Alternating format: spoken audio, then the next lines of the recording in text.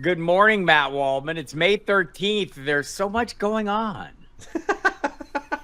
Let's not fake the funk. It's May 13th. There is stuff going on. You're There, right. like, How it's a, meaningful it is. it's a lot of baseline setting kind of material, right? Like, Yeah. I mean, we're in the portion of the year where we're putting some pins in the map. And as we start doing our travels, hoping we don't get lost in the woods, we kind of keep track of where we've been, dropping crumbs of information that we can refer back to so that we're not out there 5 hours instead of 3 hours, So Yeah, that's true. trying to find our way through to the regular season. Do black snakes taste good? Because I Right. was thinking about eating one probably at about, I don't know, 5:45 on Saturday afternoon. Me and Hugo were eyeing about a 4-foot one in the path.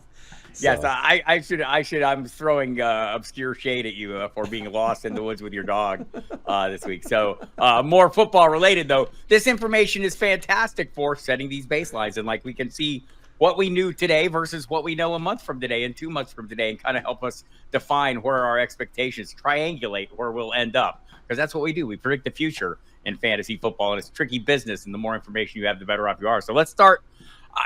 I'm told you have great deal of knowledge about rookie players. I'm told this by the rookie scouting portfolio, the product you produce every year and have for the last 20-ish years. It's a fantastic resource. Everyone should go get it at Matt Waldman on the Twitterverse. MattWaldman.com is the website. Go order up. The post-draft edition is available. Rankings are coming out. Matt, tell everyone what they're going to get when they order. yeah, you get a pre-draft version, which gives you really in-depth scouting reports of 150 prospects, a quarterback, running back, wide receiver, and tight end. I also take you through a chapter-by-chapter kind of positional overview that gives you some history, especially from both a NFL and fantasy point of view, to help you kind of understand what a good class is, what a bad class is, how to maintain perspective, and how to strategically pick for those groups. And then you get cheat sheet rankings in there as well, but then they're updated in the post draft, which came out last Saturday, and you get 220 players ranked, tiered rankings, along with an ADP study where I determine a sweet spot between where I re-rank the player and where the player is going based on about a dozen fantasy leagues that I looked at, so that I can help you understand. Well, I may have Michael Penix as my QB2 still, but I'm not telling you to take him exactly 12th overall, even though you're going to see him 12th overall on my cheat sheet. I give you a sweet spot ranking that tells you this is where I rank him 12th overall, but this is where you can get him in most leagues, at least a range of options. And I just give you ideas on, where I think good fit, bad fit, overrated, underrated, and even a depth chart preview of all the players that those rookies will be competing with some contract information to kind of give you an idea of like, okay, who really has a chance 1, 2, 3 years out if they show something decent this year or early next. Or as we call it at Football Die Hard, good stuff. Try to keep it. Good stuff. Good the stuff. best stuff, actually. So everyone go out and check that out. MattWaldman.com is the website. So we're going to start this week's Feel It or Fuck It with some feeling or fucking of the rookie quarterbacks. And I know we've done some of this, and so we'll kind of find some different avenues. But also, I'll just stipulate right now, in an ideal world, is it fair to say Matt Waldman is feeling letting every rookie quarterback, whoever lives, sit for a year before he starts in the NFL? I'm totally feeling that in, I would say, 99% of the circumstances. Caleb Williams is not going to sit his first year. Matt Eberflus announced him as the starter. I mean, like usually we get these kind of contrived, manufactured competitions. I think with Tyson Bagent and who else is there? There's somebody else there that's not going to actually compete with him. Yeah, Austin Reed. Yeah, right. So Caleb Williams in his first year as a starter, what are realistic expectations for him? I'm going to start working on my projections for the June update for the RSP's projections and dynasty rankings. But I think that probably 3,500 yards is within the realm of expectation for him. And I think even maybe if everyone stays healthy on that offense, 4,000 yards is possible from him. I think he's that 1%. of player that I would be comfortable not only seeing an NFL team start, but comfortable using as a fantasy starter year one. I think he's in that. He's going to be in that kind of Peyton Manning realm of early career producer. And I know that Manning threw a ton. He threw a shit ton of interceptions, and he had Marshall Faulk as a security blanket in a different kind of defensive, offensive world in the NFL. But I think Williams is going to learn quickly, kind of the way that Manning did, where Manning maybe looked like disastrous early on, then he really started to pour it on later. Feel it or fuck it. I've been working on my own rankings and starting things up, and I'm thinking how can we support? What can Caleb Williams in this offense realistically support? I like what Sean Waldron is saying about it. I think just today, talking about how they're going to find the things that Caleb Williams does well, and that was kind of the thought coming in. That's kind of why Shane Waldron is maybe there, because maybe he can scramble that out. Supporting 3 starting level assets. Caleb Williams supporting 3 starting level assets in this offense. Those assets being DeAndre Swift, who is kind of independent of that, as maybe a running back 2, DJ Moore, wide receiver 2, Keenan Allen, wide receiver 3. Yeah, I could see that. I think as I would even argue that maybe one of those receivers will be a wide receiver 1, and that Rome Odunze still has a shot to be a low end wide receiver 3. I kind of have him in that range, and I would have brought it up, but I wanted to keep it, to the people who I was sure that are going to make the cut for me. I think at Odunze, we're all kind of, we connect a lot of dots in this business because that's all we have, right? And one of the dots is Shane Waldron coaching Seattle. They spent first-round draft capital on Jackson Smith-Njigba, arguably the best receiver in that draft class, who didn't have the role we all wanted, working behind DK Metcalf and Tyler Lockett. So I guess we're kind of assuming a similar kind of home, a landing spot for Rome Odunze. That's not necessarily the case. Yeah, it isn't, because I think that Rome Odunze is naturally an outside receiver, whereas Njigba is a slot receiver who can play a little bit outside. And so there's that. There's also the relationship with Pete Carroll that was going on last year in terms of like how this team their philosophies may have differed offensively. Because I think Shane Waldron very much wanted to have that Ram-style offense that ran through the slot receiver. But Pete Carroll likes to run the football. And on top of that, we also know that the Seattle Seahawks lost the pair of its offensive tackles early in the season, and it drastically changed how they wanted to run their offense, because they needed to be conservative, run the ball more, and they needed more tight ends so that they could have help with pass protection and keep Geno Smith upright. So this year, I think that we'll see. I think where there's a better chance we'll see a truer version of what Shane Waldron wants to do, which is more what the Rams wanted to do, have been doing all along. That's fair enough. So we talked last week about Jayden Daniels, our belief that he is likely to have quarterback 1 upside due to his rushing potential. I want to ask you this, and I believe he will be. I don't see Marcus Mariota being a bridge starter. I think Jayden Daniels is going to start from week 1. Would you buy into that? Yeah, I'm buying that they will probably do that unless Daniels struggles mightily.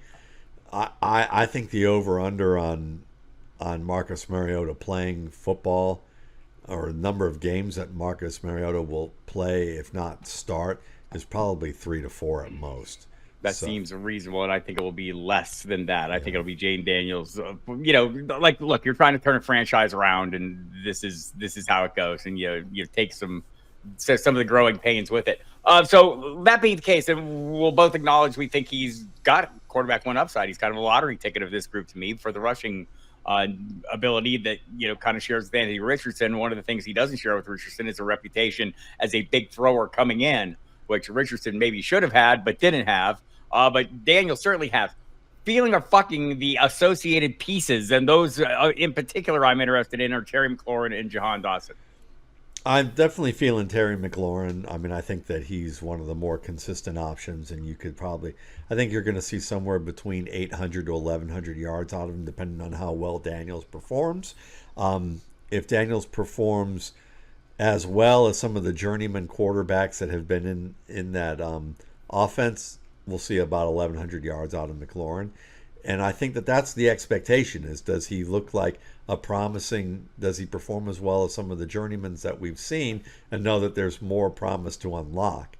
And I think if he does that, you'll see closer to 11. If you see him struggle more often, we may see him more in that 800 to 900 yard range. Jahan Dotson, I think, is a little bit more of an unknown. We saw flashes 2 years ago. We'll see if he's able to build on that, stay healthy, and find usage in this offense. I mean, I still think I would, if you traded for him or acquired him in the past couple of years, you're holding him. You're not trying to get rid of him as an asset. Sure. So, yeah, I mean, I think Daniels has a chance to be a low-end quarterback one this year with the rushing-aided production. I feel like if we're having these discussions about whether we should hold or not players at this point in time, the answer is always hold, right? Yeah. Like if you don't know, it's hold, right? Yeah. Because you're not getting maximum value. So fuck that, hold those guys and see if something good happens. And if it doesn't, eventually in 2037, like me, you too will be dropping John Dotson from your rosters because I can't let go. I can't let go. I don't know, Bob. In 2037, you might be seeing if you can add Steve Barkowski back to your rosters, and we might have to check on you. So I feel like this is like a setup here because I know your feelings about Drake Maye are mostly towards the fuck 'em end of the range, certainly as a first-year starter. And we'll see. I mean, I think Jacoby Brissett is a pretty serviceable piece. Not a winning piece for the Patriots, but the Patriots can't possibly be looking for a huge winning season this year. So, but I think for the question for me, and, we all know the issues with Drake Maye. You've outlined them here. Some of it is the hero ball issues. But let me ask you this. Are you feeling at least what the Patriots are trying to do with the additions of Jalen Polk and Javon Baker? And maybe even Jaheim Bell? I am with the two of the three. Jaheim Bell's a fullback, and I don't understand why the fuck they even... That was the 7th round. It was 7th round. That's true. That's true. Special teams are a thing. Special teams that I understand. I'll say this. Better way to say this. I don't understand why the fuck anyone in fantasy is thinking of Jaheim Bell as an option. So pin it on me. I see how it is. See, there we go. No, but Fuck Bob Harris. There we go. That's right. Now, if they're going to go back to like Chris Cooley days, or they think that they can get some Aaron Hernandez type of check down love out of him, that's great. But I think I'd just keep feeding the ball to Andre Stevenson in that case.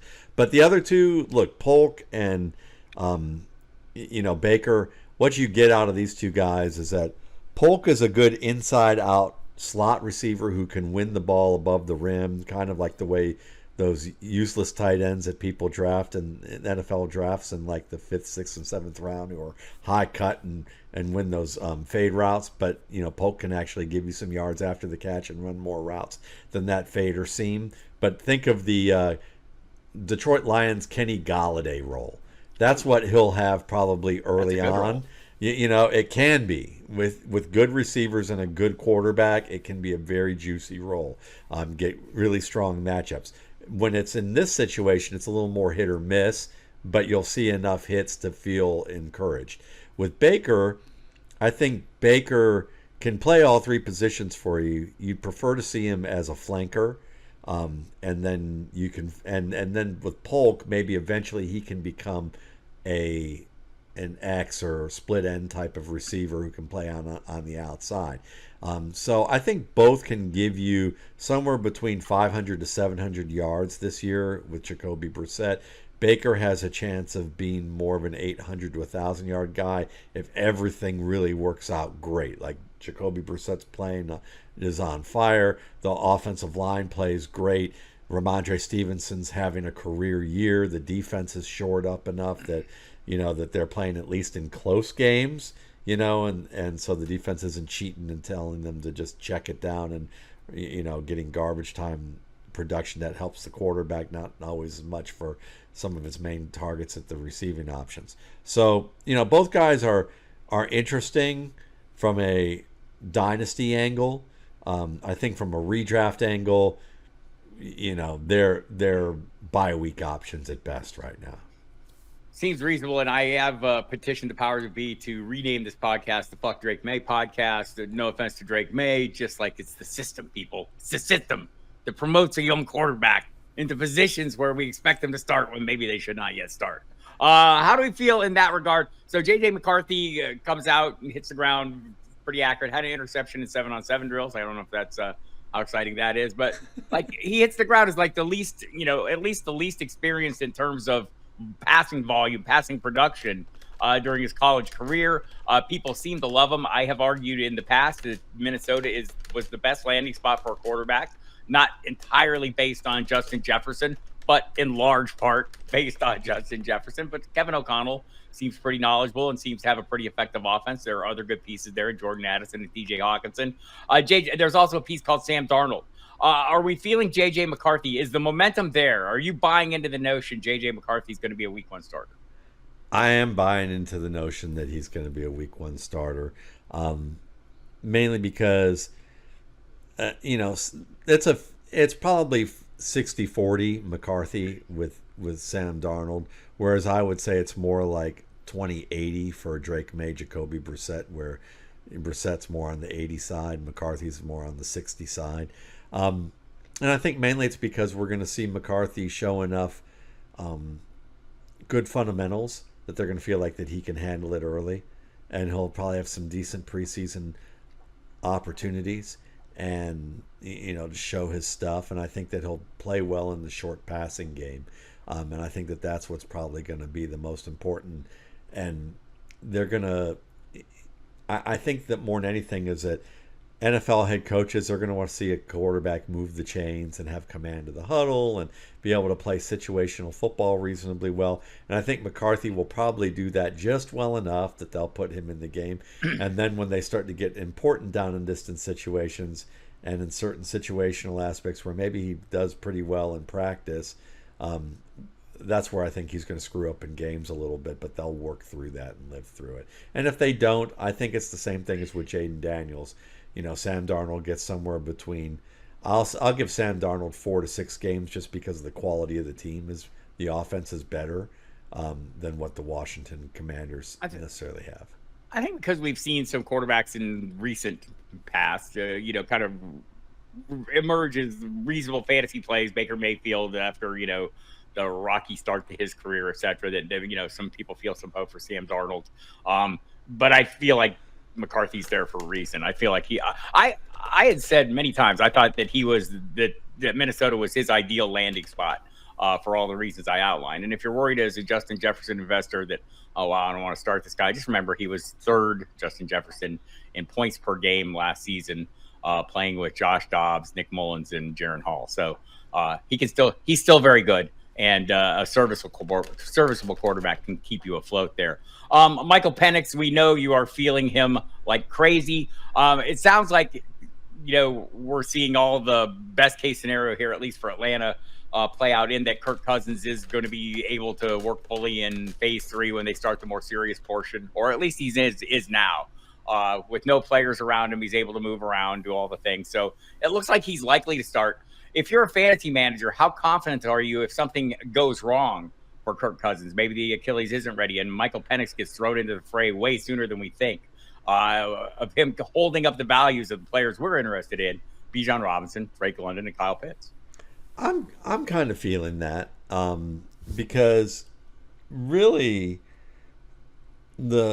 his ability to move around in the pocket and find open options is better than anything they had last year.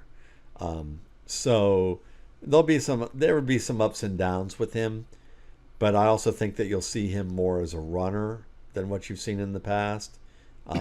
But he's a throw first, run second type of quarterback.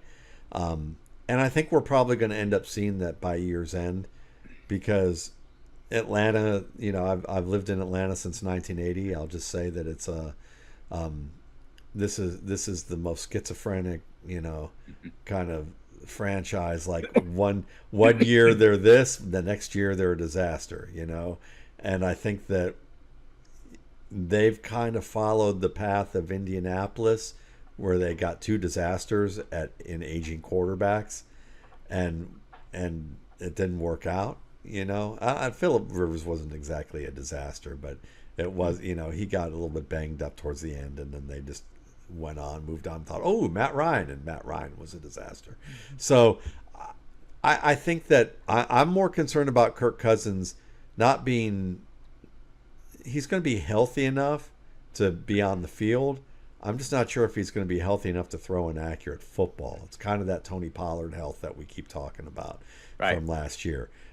So, if he can't really plant and turn and generate torque with that front foot to really be able to drive a football, we're going to see Michael Penix probably by week 7, week 8, if not earlier. And I have a feeling that it will make you happier.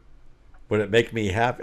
Nothing would make you happier, Matt Waldman. I accuse you of rooting for the worst for Kirk Cousins. You're a horrible human. Yeah, I'm feeling your fan imitation right there. Your Falcons fan imitation right there. Totally feeling that. But no, I mean, we're rooting for Kirk Cousins, even if I think he needs to shut up and play, as opposed to look, although we could divorce ourselves from all the drama. I think the more rational views of this pick are kind of now, in the shock of the moment, people maybe took it a little hard and read into things that weren't necessarily so. In video of the owner talking to the GM, I don't think this was a move that Arthur Blank was caught by surprise. I don't think they pulled this on Arthur Blank in the heat of the moment. I think everyone knew what was going on in that room. So I think cooler heads have prevailed and see the wisdom of making this pick. If you think Michael Penix is what Matt Waldman thinks he is, the next quarterback after Caleb Williams in this draft, and you have him available with the 8th pick overall, and I don't know, I mean, it's almost irresponsible not to. And I do think we'd be having a totally different conversation had Terry Fontenot successfully traded back into round 1 and landed that edge rusher everyone seems so desperate to have. So, but time heals all wounds. We'll see how it goes. By the way, this podcast, we should call it the Lee Aker, because I just looked up that Lee Aker is the child actor in Hondo who got thrown into the water for the swimming lesson. So we'll call it the Lee Aker School of Quarterbacking. Love Hondo. Yeah. Bo Nix is going to get that treatment as well. I mean, and so interesting, heard Cecil Lammey and Sigmund Bloom discussing this on the Audible this week. And I mean, Cecil's contention is that this might be the best. He might end up having the best season of the quarterbacks in this class because of Sean Payton. Are you feeling, or just fuck it to Sean Payton getting the most out of Bo Nix? Because as Sigmund Bloom said in this podcast, the fate of the Broncos is the fate of Sean Payton, and that's all in Bo Nix's hands. I mean, this was clearly a Sean Payton decision. He never was on board with Russell Wilson. If you believe that he ever thought that could be his quarterback, you weren't watching the primetime game where he berated him in front of God and everybody for pretty much no reason, right? So your thoughts, is Sean Payton the man capable? Is he the coach needed? Or you feel it or fuck it for Bo Nix and the Denver Broncos moving forward? I'm feeling the idea of it. I certainly think that Bo Nix he may not have as high of a ceiling as McCarthy and Maye and Daniels, but I think he already has a higher floor than them right now. And really, part of that ceiling that everybody's going to find more attractive about Daniels, Maye, and McCarthy, they may never reach. So it's kind of like saying, well, what was the kid's name? Who was the former Broncos quarterback who's like nearly 6'6", Paxton Lynch. Paxton Lynch, that's right. Thank you. Paxton Lynch had the kind of ceiling that people saw in Drake Maye, Jayden Daniels, and J.J. McCarthy. And that ceiling was higher than someone like Matt Ryan or Kirk Cousins. But you'd much rather have Matt Ryan or Kirk Cousins. I think Bo Nix is that kind of player. So the fact that, to me, he's the 3rd most talented quarterback in terms of what's already apparent in his game and what he can realistically attain in an offense that, okay, the receivers aren't name brand at this point, or they're like high end off brand like Brandon Sutton, like Cortland Sutton. The rest of these guys are growing into roles. If they hit, rather quickly, or that this system, Bo Nix is able to perform in the system reasonably well. I mean, I remember Drew Brees having guys like Lance Moore and a lot of no-name guys, really. Devery Henderson, I mean, Robert Meacham, exactly. So, and being able to perform pretty well with those guys. I don't think, obviously Drew Brees is a Hall of Fame caliber quarterback. I don't think Bo Nix is quite on that level, but I think he can be good enough that he could easily be one of the top 2 producers this year, because this is a timing-based offense. Bo Nix is a timing-based quarterback. It's about quick hitting routes, underneath stuff. He's got receivers who done a lot of that, who are good at those quick hitting routes outside of Cortland Sutton, who can win in those realms. And Bo Nix manages the game well. Russell Wilson is more in that Kyler Murray school of, let me just make things up as I go along. If the first read or two aren't really open, let me then create and extend beyond, the limits of imagination, which can piss off a system coach. And I think that, that's what probably pissed off Peyton, is that we got young players trying to learn my system, and I can't you're not operating the system in a way that guys are going to get better at it. Exactly. And I mean, Bo Nix, I think the thing you look at there is the experience and the volume of production. He started 30 years in college, has over 7,000 starts to his name. Okay, that was misinformation, but he's been very busy over the course of his college career and does have a lot of game experience. I think there's something to be said. He's got floaters on his arms when John Wayne throws him into the water. All right, let's do some quick hitters here where we have plumbed the depths of the first round quarterbacks, and I'm going to leave Spencer Rattler out of this because I think he has a great landing spot. Honestly, I mean, what kind of shelf life does Derek Carr have? But that's a conversation for another time. Jake Hader. Okay. Jake Hader, he's very handsome, but I don't know if he's Spencer Rattler. Yeah. So anyway, we'll save that conversation for another time. Let's hit on a handful of things that are kind of semi-newsy and interesting. Xavier Legette says coaches told him in the pre-draft process he needed to improve his route running. As someone who watched him run a number of routes, field or fuck it, is that a true statement? That's 1,000,000% true. The thing with him is that the reason he probably got drafted as high as he was, besides that David Tepper likes Carolina people and wanted a local product and outsmarted himself, is that they probably saw his ability to drop his weight as a runner and come to quick stops and flip his hips. And those are all things that if you do it in the right sequence, you can run really strong timing routes that way. So they probably see potential for him to develop as a timing route runner. They just don't see him there yet. And so I absolutely agree with that, because that's the essential part of getting separation in the NFL. It's not whether you got separation in the first 5 yards, which you do in the college game a lot. In the NFL, it's really at the top of your stem into your break, where you get that extra step, that 1 step or maybe 2 steps on the defender. And that comes from being able to drop your weight at the top of your stem, so you get a sudden stop and you can turn and drive back towards the ball. And that's where Legette has work to do. So I feel like every year we have a conversation about a Carolina player, a receiver that has some ability but isn't quite all together. And I think the best of those maybe was Terrace Marshall, who we've heard nothing about. So if I'm comparing Jonathan Mingo to Xavier Legette, what am I missing? Not a lot. Legette's just a little bit shorter, probably a little stouter, a little faster, runs a little bit faster.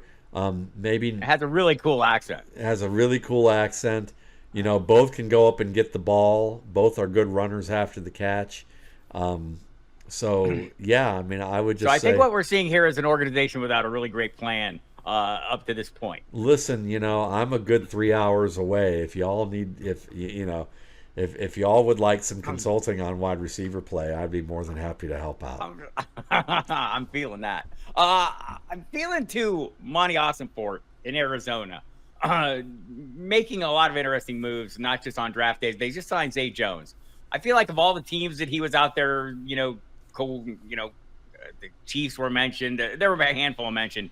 The Cardinals seemed like a good landing spot to me, just for the slim depth chart. Feeling or fucking Zay Jones as an Arizona Cardinal. I kind of like that idea because they may be able to keep him.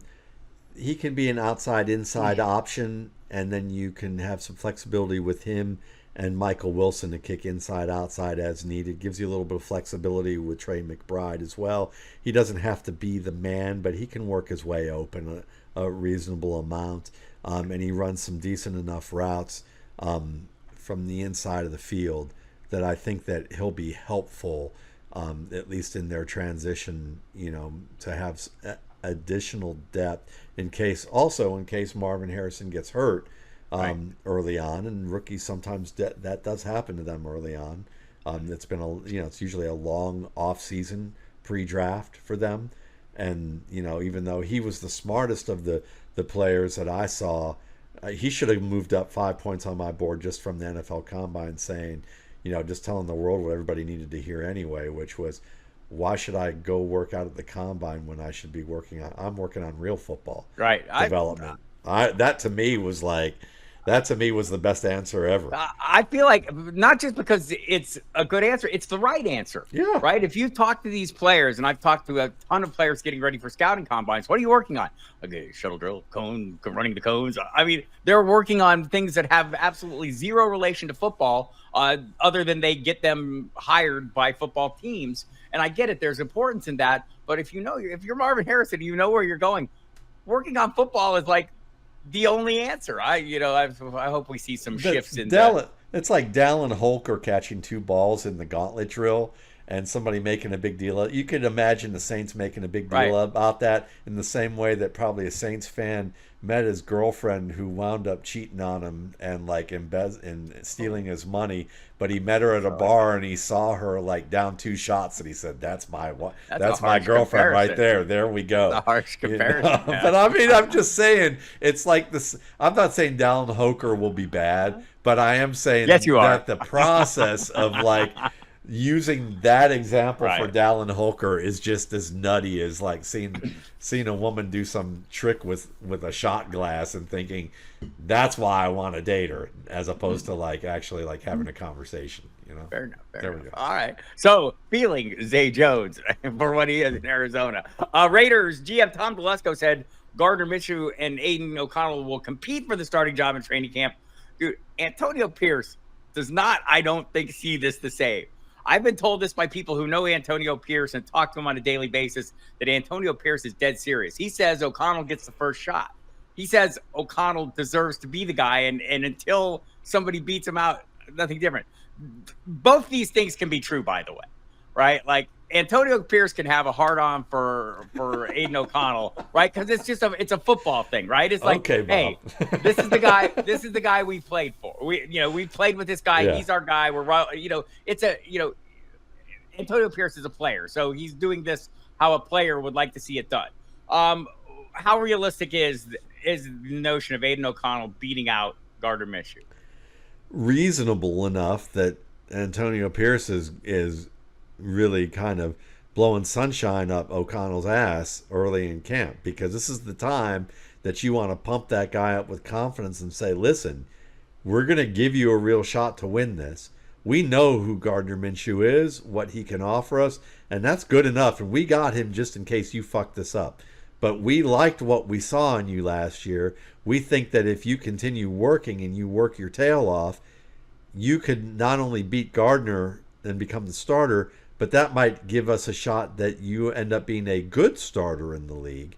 So let's really make this happen. And I want to show my players, all my players, that if you work hard and you get a good opportunity and you do some good things, you get an opportunity to grow into this job, because that's what players want to see. They want to be motivated to work.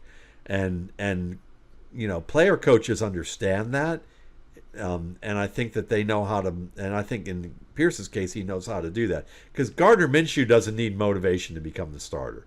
Gardner Minshew knows what he is, who he is, and he's making good money, and he's been there, seen that, done that. O'Connell, this is his first chance to really be the man, and Pierce is trying to put him in a position where he's sending that message. So I totally get it. Is it realistic that O'Connell can do it? I mean, he shows some moments thrown in the middle of the field. I think there's some moments as a pocket player where he's tough.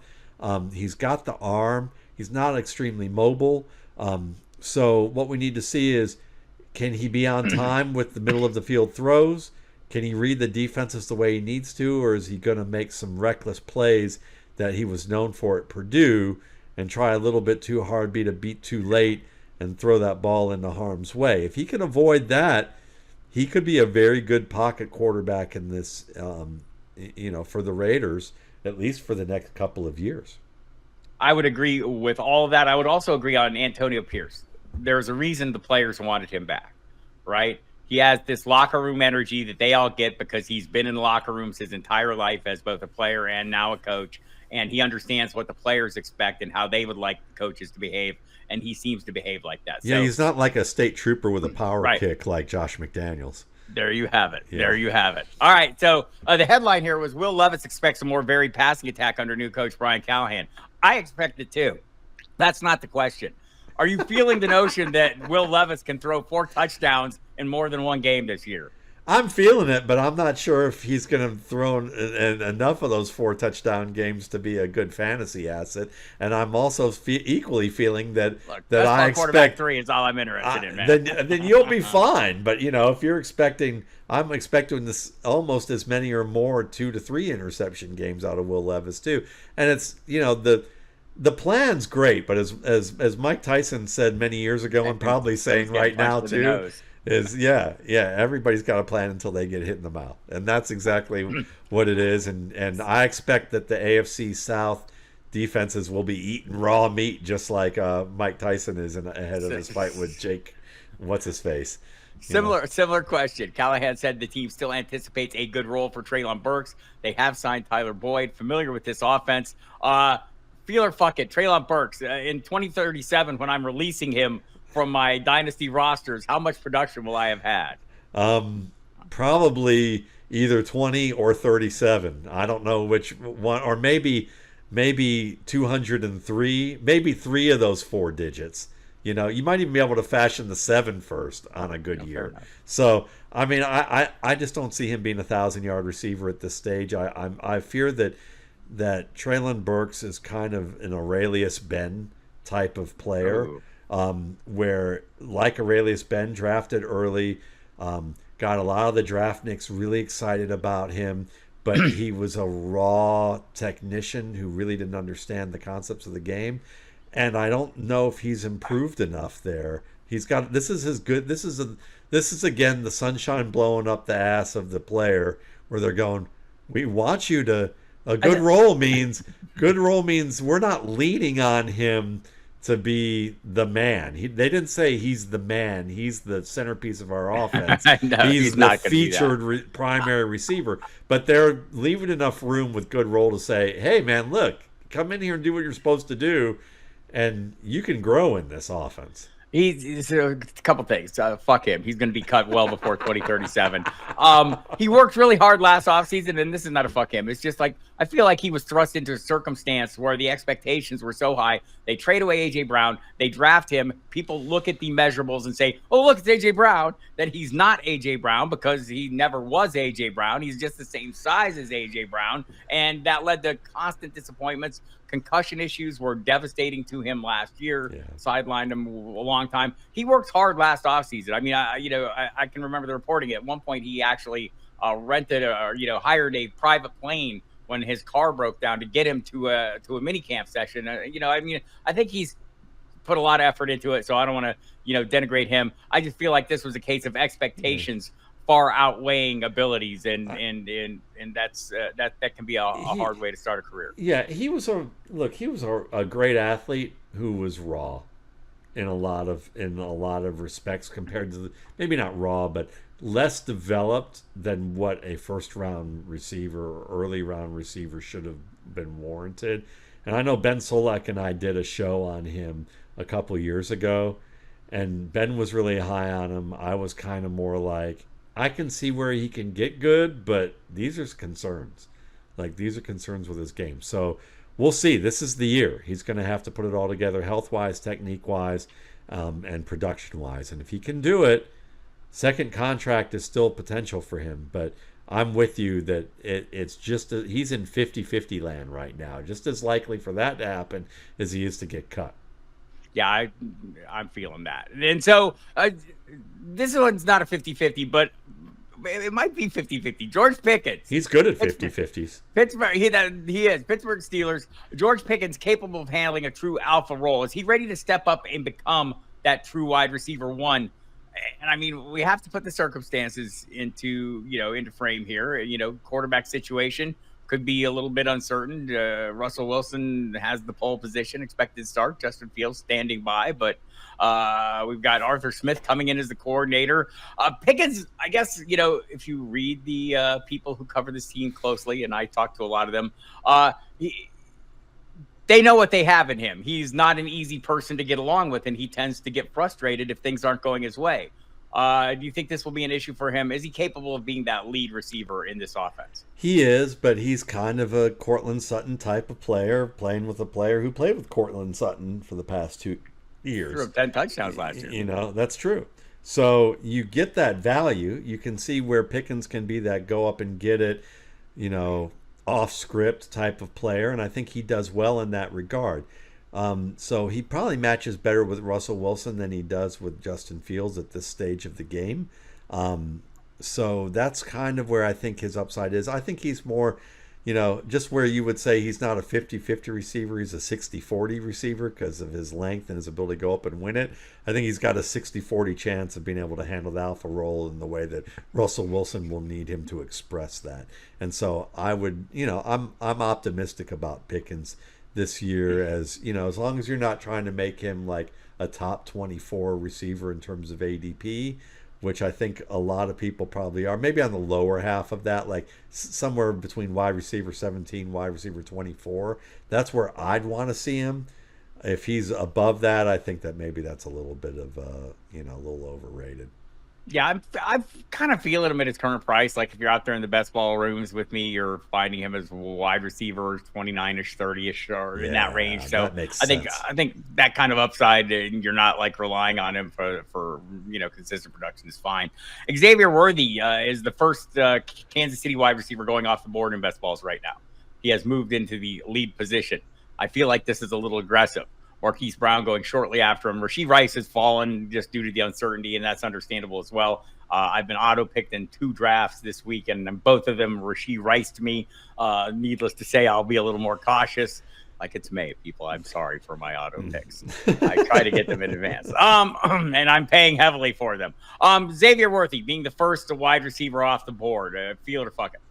The logic in history says fuck it because he's a rookie. He's still got to learn the offense. This offense can be tricky for receivers. We've seen multiple failures in that regard. And then I think of Xavier Worthy as the talent that he is and how I see him differently than the other talents who failed.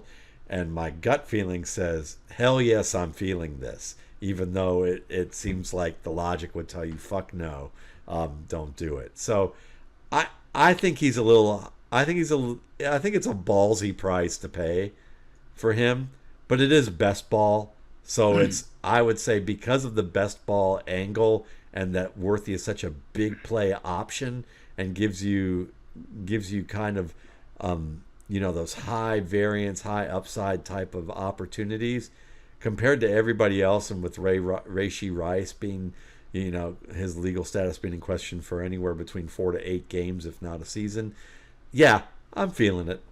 Yeah, I think sometimes players land in situations that are so ideal we can't resist, right? Like the narrative and the stories and everything just dovetails together so well. Like he runs really fast. He's kind of like Deshaun Jackson and Andy. By the way, Andy Reid, Deshaun Jackson, his rookie season was wide receiver 29 in Philadelphia, which is right about where you're drafting. A little, getting him a little after that. And Patrick 30s. Mahomes is no Donovan McNabb, and I mean that in a good way. As much as I like McNabb, but I'm kind of with you. Like I think it's pretty aggressive. Also, I will have some of that, please, sir. I think that's about where we're at. I have some cheaper shares, so I'm fine with them. Some things I wrote about in my fantasy notebook this week. You can find it completely free at the Football Guys website. Concerns about that Y'all that. Concerns about Blake Corum cutting into Kyren Williams' workload. I think they're probably being overplayed. I know they needed depth, right? I think the concern is when they bought the depth and who the depth is the concern, right? And so Kyren Williams, I want to say he's still going off, top 10 for sure. Are you comfortable with him? The price is dropping, and it's going to drop more. I'm going to lean into that as it drops. The volume was tremendous for him down the stretch last year, 25 touches a game. It was a league-winning tear down the stretch after he returned from injury. Are you concerned, though, about Corum cutting into his workload? Feel it or fuck it. Long-term, yes, I am concerned about it. This year, I am concerned about it as the year goes on. But this is really what this question, I think, underscores to me more than anything is what you brought up in the question, which is it's a great exercise right now for you to look at Kyren Williams and go, he's probably overpriced. It's probably going to drop to a level that is worthwhile and reasonable to take him. So early on, use this as an exercise for you to draft players other than Kyren Williams at the ADP point that he's at and get comfortable formulating teams without Kyren Williams as that big portion of what you're looking for. Because eventually what's going to happen is he's going to fall at an ADP that you like in July and August, especially August.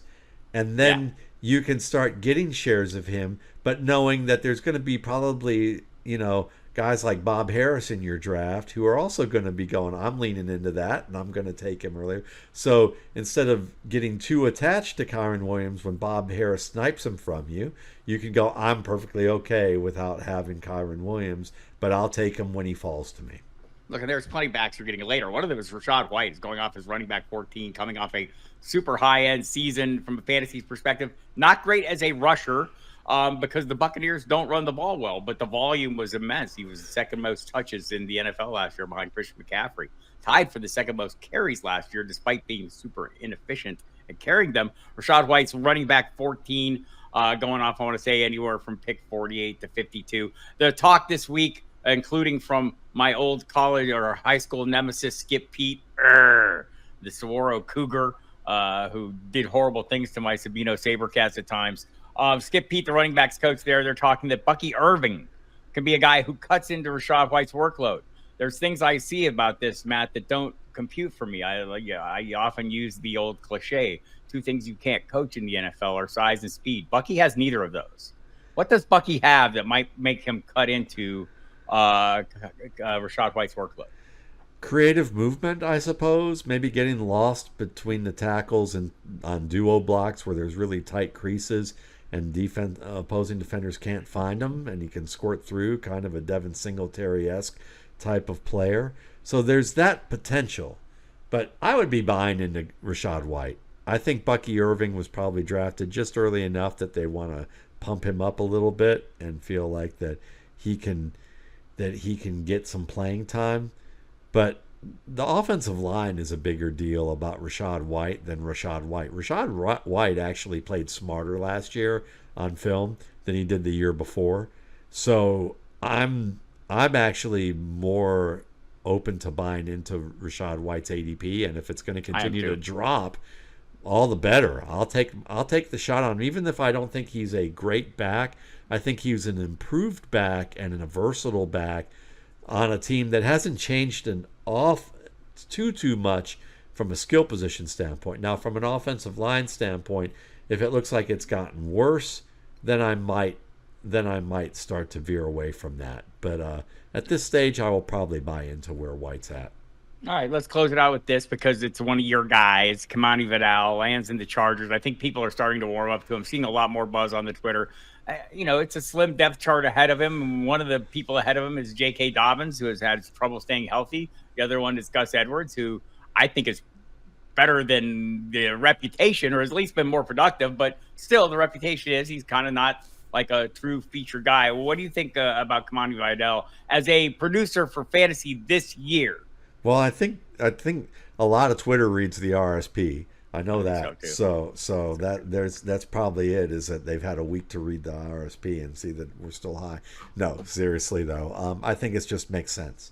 Anybody who's just looking at Kamani Vidal, seeing how the team's talked about him, seeing that they don't trust Dobbins, knowing the age of Gus Edwards, and knowing that Isaiah Spiller hasn't really shown much yet, and that they drafted another running back to compete with him, it all just kind of, you look at Vidal, and he also looks a little bit more like an Austin Eckler type in terms of size, maybe a little bit bigger actually, as at least in terms of dimensions.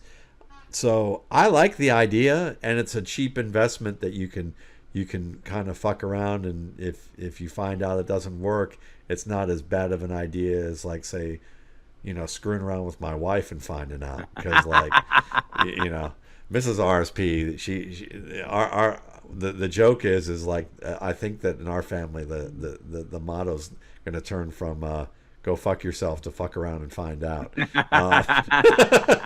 including the dog. So I think that I might be the easiest one for people to fuck around with in my family. So there you go. All right, fair enough. Don't get lost in the woods, though, because you'll find out it's a long process, Matt Waldman. It is. I'm not going to be here next week. Somebody else will. I'm going to take a vacation week off. I do that a lot, people. Get used to it. And We're Matt gonna will try to Wally Pitt me that's once right. again. Yep, we'll try. I'm so far, we've had some valiant attempts. I'll just put it that way. We've had valiant attempts, worthwhile enough that for many of fantasy analysts, they might have successfully done it. Honestly, they were all better than you, but none of them want to get up every Monday and do it. Okay, there we go. Right, you could read that Antonio Pierce sunshine blowing up your ass from about 50 yards away, couldn't you? All right, everybody. I'll see you in 2 weeks. Matt will see you here next week in this very spot for more Feeling of Fucking. Take care, everybody. Love you, bye.